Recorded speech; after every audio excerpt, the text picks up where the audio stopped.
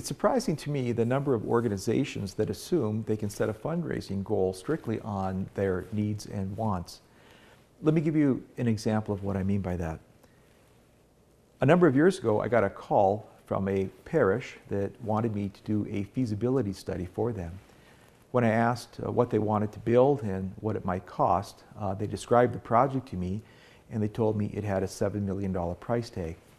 Well, $7 million isn't totally unheard of for Catholic parishes. In fact, your larger parishes, that might be a pretty common goal. But given the geographical location, the number of parishioners and all of that, I thought, geez, $7 million for that particular town, that particular parish, that sounds like a pretty ambitious goal. Well, what happened was, the pastor asked a small group of men, no women, just men, to get together to form a building committee.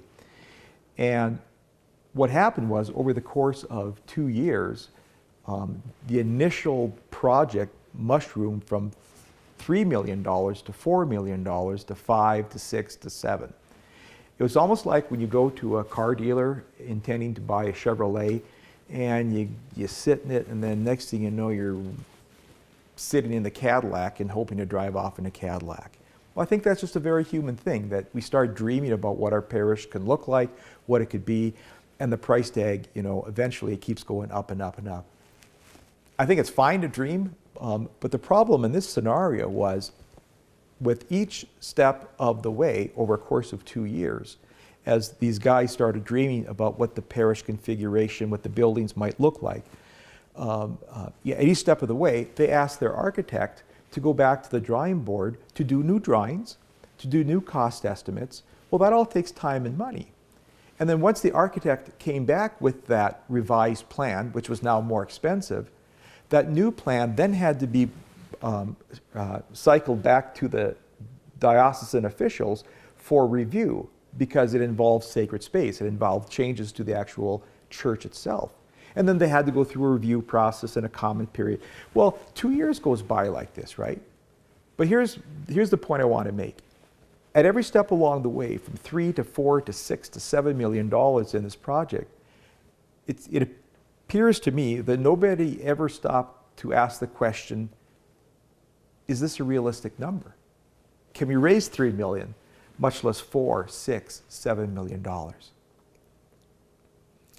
So the point here is, it would have been wiser to seek out an opinion from a professional fundraiser like myself to at least get some rough parameters for the income side of the equation. How I could have saved them an awful lot of time, and the architect, a lot of paperwork, and the diocese a lot of work, if they would have consulted with me to get some idea as to, given their size, their annual stewardship numbers, and a few other factors, I could have given them kind of an initial ballpark range. I knew, within a few minutes of being there and within a few questions, that $7 million probably was not a realistic goal, unless they had, a few million or $2 million major gift donors that I didn't yet know about.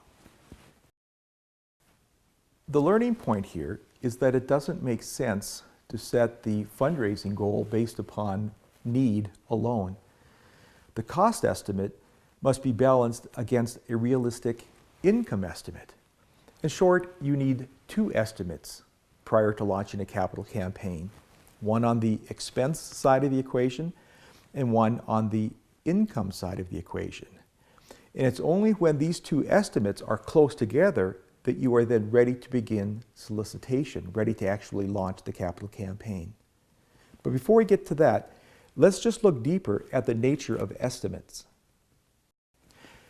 The only thing that we know about estimates is that, by definition, they're wrong. That's why we call them estimates. The other thing we know about estimates, though, is that they get better over time.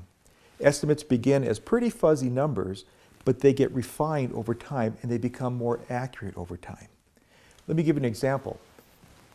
On the expense side of the equation, we have cost estimates that come to us from an architect.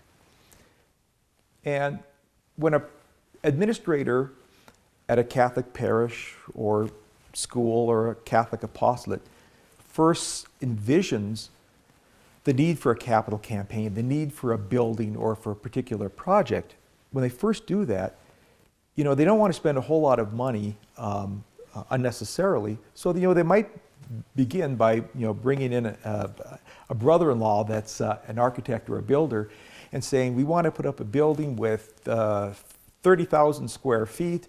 What do you think ballpark that might run us? And then the person from the trade says, well, 30,000 square feet at $200 a square foot is pretty common these days. You might be looking at XYZ dollars to put up a building. Oh, well, that sounds like we should probably pursue it then. And then the next step in the cost estimate is to actually hire an architect or a builder and begin putting together some general schematics for the building that you want and some general rough cost estimates. But it's not until you actually create the bid documents that you have an even better refined estimate of the cost. And it's not until you actually bid it out and get the bids back that you know precisely what it's going to cost you, right? So again, on the cost side of the equation, it begins with really fuzzy numbers, but as you go through the process, those numbers get better and more refined, right? On the income side of the equation, something similar happens. The first step is if you called me in your church or a school, I could ask a handful of questions and I could get a pretty good feel of what you might be able to raise in a capital campaign. Within about an hour's worth of conversation, I could kind of give you a ballpark amount. The second step, though, would take and refine that ballpark amount. And how would we do it? I would do a quick review of your prospect list. Then the third step, to refine the income estimate even more, I would want to have an in-depth discussion with administration concerning the top 20 major gift prospects. And from those top 20, I would get an even better sense as to whether a campaign for X, Y, or Z million was indeed possible. Then the fourth step is where we really refine the income estimate, and we do it through visits with the top 20 to 40 major gift prospects to really qualify their particular interest.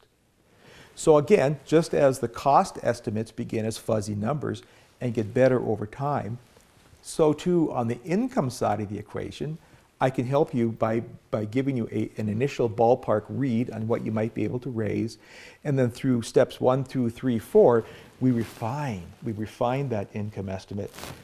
The idea, of course, being that when the income estimate and the expense estimate are roughly equal to one another, then you can proceed with a capital campaign with a high degree of confidence that you're going to be successful. To summarize, the overarching goal of campaign preparations is simple. We want to bring cost estimates in line with income estimates.